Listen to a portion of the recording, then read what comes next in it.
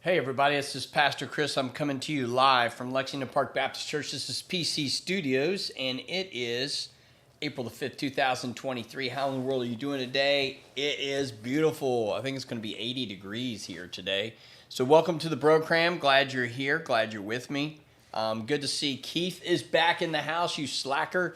Yeah, I just said that live on out on the breaths. But anyway, good to see you. Sandy, glad you're with us. Tim, looks like you're out there. Anybody else sign in, make sure you be with us. Good to see everyone back here. And again, I hope you're blessed and highly favored and having a great day. Anyway, with that, few announcements. One, Thursday, tomorrow is the Living Last Supper.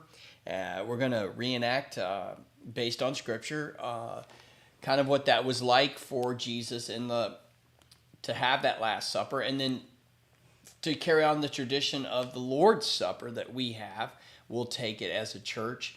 I hope that it kind of sets a tone and atmosphere, maybe something to where it kind of makes the scriptures come to life instead of just reading them as you see it portrayed in front of you. Now, we obviously can't create the exact atmosphere and all that stuff, but create just a picture, a symbol of what you can see, what it was like. So I hope you'll come and enjoy that tomorrow night at 6 p.m.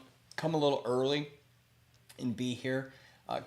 Be prepared to take pictures afterwards. Get your selfies with Jesus and the crew there, the disciples, and have a little fun with it too. I think as Christians we need to have a little bit more fun, but also take this very serious, as this is like as real as it gets, the blood, the body, the crucifixion of Jesus. And speaking of all those things, now we're going to talk about the resurrection. So the one historic event that changed all of mankind is the resurrection. We'll speak a little bit about that this Sunday for Easter Sunday, as we have the sun up breakfast at 8:15. We'll eat by 8:30. And then we'll go have worship at 10 as we talk and continue this discussion of the risen. But today we're talking about how do we overcome our doubts. The resurrection should help us overcome our doubts. If there's anything that we should learn, is that the reality of the resurrection, one, changed history. It should change our personal lives. And the reality of the resurrection literally changes how we should view everything. I think even as Christians, sometimes we get so caught up in living and the stresses and all the issues and the possessions and the materialism and the hurts and the depression and the doubts and the despair and the bitterness and the resentment and all these things that play into life, the politics, the culture around us. There's just so much going on that we get so caught up, we lose perspective, you all. Maybe you think I'm crazy. Maybe you have it all figured out. And if you do, please let me know. But there's so much to pull our attention to distract us, is what I'm getting at. And it's real. I'm not saying it's not real. Despair is real. Depression's real. Disgruntledness is real. All those things I just listed, they're real. We live in a real world. But we must live in the real world understanding what the resurrection did and what it changes. And what it changes is this world is not our home. There is an eternity.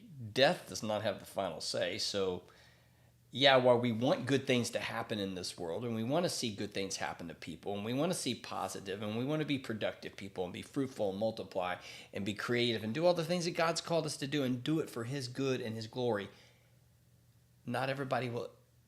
The vast majority of people don't get that. And even Christians struggle with it. But if you get it, you get it. And your life has changed. Some people that have no faith and do not believe in God, their life hasn't changed. And that's what this doubt's about. There will always be skeptics. There will always be doubters. And Christian, I want to say this first of all.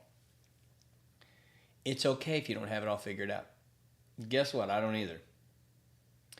It's okay to have some, I don't know, or if you do have some doubts, isn't God bigger than your doubts? I mean, Jesus even came to doubting Thomas. God can handle your questions. God can handle your concerns. God can handle your disbelief. Remember the guy that said, Lord, forgive me for my disbelief or my unbelief. God can handle all those things. And even as a Christian, it's okay to just say, I don't know, but I have faith. I'm not going to let doubt win. I'm not going to become a skeptic or a critic that causes me to lose hope or lose faith. No, we should not. So listen to what Luke does. Now, Luke, out of all the gospel writers, Luke is the one that writes to the tough crowd. He is writing to the intellectuals of his day. He's writing in high Greek. I mean, he's well spoken. He's well educated, and he's really making a debate. He's really making an argument and proving it. So he does it through the Gospel of Luke, but then he does it into the book of Acts. They go together. And so you have the Gospel, which is the life of Christ and the good news, and then he launches into the Acts, are the Acts of the Apostles, what the first century, the disciples end up doing. So here we go. Luke is writing chapter 24, verses 5 and 6, but why do you look for the living among the dead? He is not here, he is risen. So he asks a question. The question reveals a lot to us because the question actually implies that Luke knows the answer, and so should you. It's like an obvious thing, right? Why would you look for the living among the dead? And I brought this analogy up. We know when we go to a cemetery, people are dead. We go there to bury our loved ones. We go there to visit their burial plot. They're not there. I mean, any Christian would know that. We can have comfort in going there. We can have comfort because it can help us to remember things about them. It can also cause great pain. But regardless of all that, we don't look for the living among the dead. And so this statement is very profound. He's actually challenging them. Why are you doing this? He's alive. Why would you look for the living among the dead? Why are you trying to search for his body? He's alive. Why are you looking from tomb to tomb? He's alive. Why are you doing this? And to the doubter or skeptic out there, he is risen. He is not here. And the question I would ask you, why do you continue to look for the living among the dead? Why do people continue to try to say Jesus isn't alive, he's not, he's dead? Or they'll say he's alive, but then they don't live like he's alive. Or they'll say, yeah, I know the resurrection, but then they're a Hindu or they're a Buddhist or they're a secularist or they're an evolutionist. It defies and denies the truth of the resurrection. Why are you living however you do, or why are you seeking in evolution the creator God? Why are you seeking in secularism or progressivism or liberalism or leftism or whatever? Why are you seeking for the God of the Judeo-Christian ethic of the Bible in all the wrong places? Why are you doing this? And this is his entire question, is to challenge. He's to challenge the intellectual. He's to challenge the skeptic. He should challenge us. Why do we look for the living among the dead? He is not here. And then Luke writes in the first section of the book of Acts, Acts chapter 1, verse 3, after his suffering, he presented himself to the disciples, and he gave many convincing proofs. What many convincing proofs? That he was Jesus and that he was alive, that he did conquer death. He wanted every disciple to know what has just happened is real. I am really here. You're not hallucinating. You're not dreaming it. I have really come back. I did die upon that cross, and now here I am alive. And guess what? After 40 days, I'm going to ascend into heaven in the right hand of the Father, but I'm going to send the Spirit back to you. You're going to wait here, and the Spirit will come. And so Jesus makes this promise. So in chapter 1, he's giving them many convincing proofs that he's alive. Many convincing proofs that there is solid evidence of the resurrection. So to the skeptic out there, to the intellectual out there, to the person that doubts, God gave us many convincing proofs. And I would say that while you can say, well, I wasn't there. If I'm not there, I'm not going to believe it. You could be like Thomas. I got it. You can be like Thomas if you want.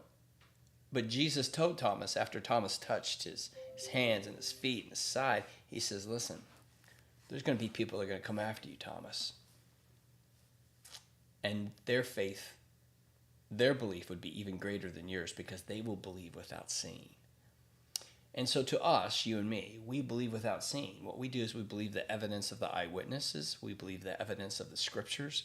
We believe the evidence of what God has done. And when people do it right, and we see God's ways and values live out, it's a great thing to behold. When we see a church get it right, it's a beautiful thing. When we can see the work and evidence of God even now. We can even look, I can look outside now and I see a magnolia tree. And you know, when I see that, I think, I can't help myself. I think of God's creation. I mean, I really do. I think of the beauty of it. When I see the sunshine, when I see the rain, when I see how everything just works together. Yes, there is bad.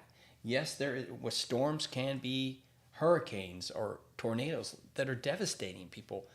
Yes, all of creation is out of whack. But there's still so much harmony, and there's still so much beauty in a sunrise or a sunset or the ocean, or to see the beauty of a tree and to know that's how I'm getting oxygen. I mean, it just blows me away. Or the ground, how it gives nutrients to grow things. I mean, God is amazing. And see, that's what I see.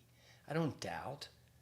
I can sit there and say, I can see God in these moments. I don't seek the living among the dead. I seek to know the living Christ, the God who created, the God who loved, the God who saves, the God who conquered death.